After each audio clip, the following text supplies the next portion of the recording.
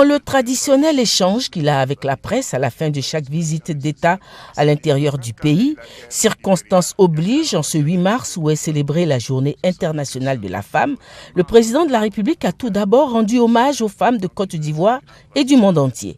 Je voudrais saluer le dynamisme des femmes, leur courage, leur contribution à l'indépendance du pays, au développement du pays. Et comme je l'ai indiqué lors de l'installation du Conseil national de la femme, le lundi 2 mars dernier à Abidjan, le rôle et l'action des femmes ont été décisifs à chacune des étapes de la vie de notre nation. C'est pourquoi nous devons consolider davantage les droits des femmes.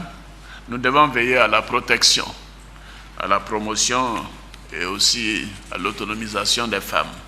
L'occasion a été trouvée pour lui soumettre cette interrogation, à savoir la parité homme-femme pourra-t-elle devenir réalité en Côte d'Ivoire d'ici 2020? C'est une question qui est difficile. Je n'aime pas faire des promesses que je ne peux pas tenir. C'est important de faire évoluer de manière positive la place et le rôle de la femme dans notre société.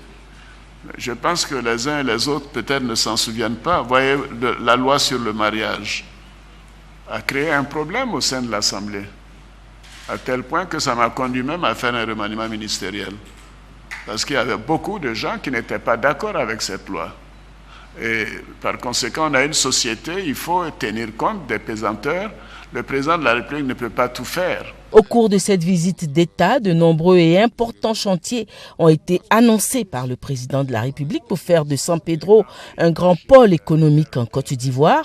L'investissement global se chiffre à 6 000 milliards de francs, un investissement qui ne nécessitera pas un endettement de la Côte d'Ivoire, a fait savoir le président de la République. Vous voyez, les partenaires publics-privés, c'est-à-dire c'est des privés des pays comme la Chine, qui font le travail avec les financements chinois. Et bien sûr, il y a une contribution de la Côte d'Ivoire qui est faible.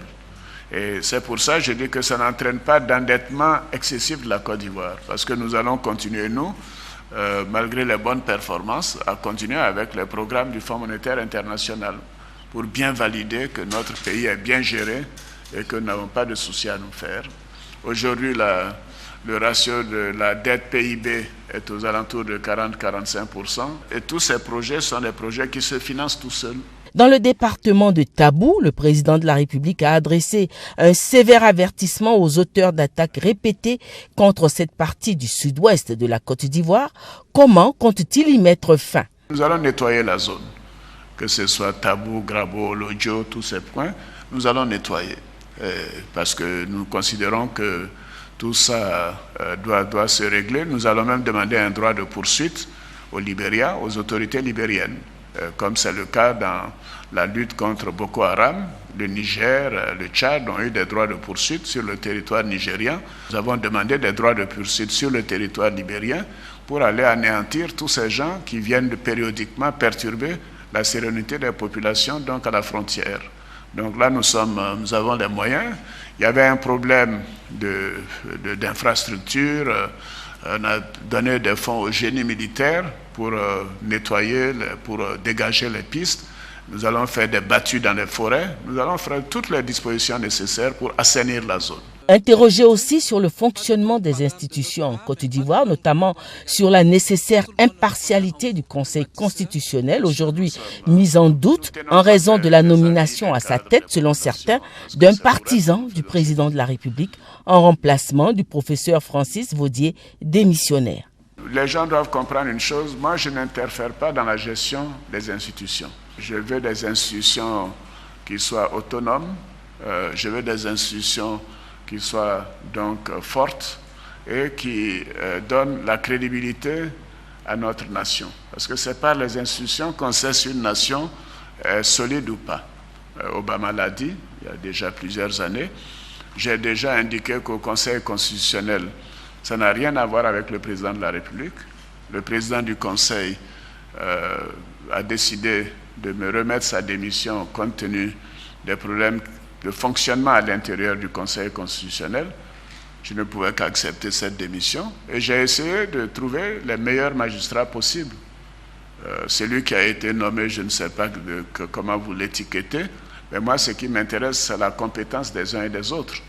Après tout, quand j'ai nommé Francis Vaudier, personne n'en a fait un problème. Pourtant, il n'est pas de mon parti. Il est même d'un parti de gauche. Mais je l'ai pris pour sa compétence.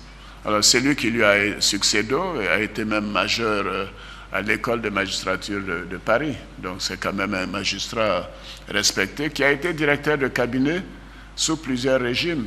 Il a travaillé aussi bien quasiment avec tous les partis politiques. Il a été ministre de la Justice sous Laurent Gbagbo, etc. Bon, donc, moi, je n'ai pas d'a priori. Au cours de cet échange avec la presse, le président de la République a encore fait savoir qu'il n'ira pas au-delà d'un second mandat. Il a toutefois annoncé une modification globale de la Constitution après les élections.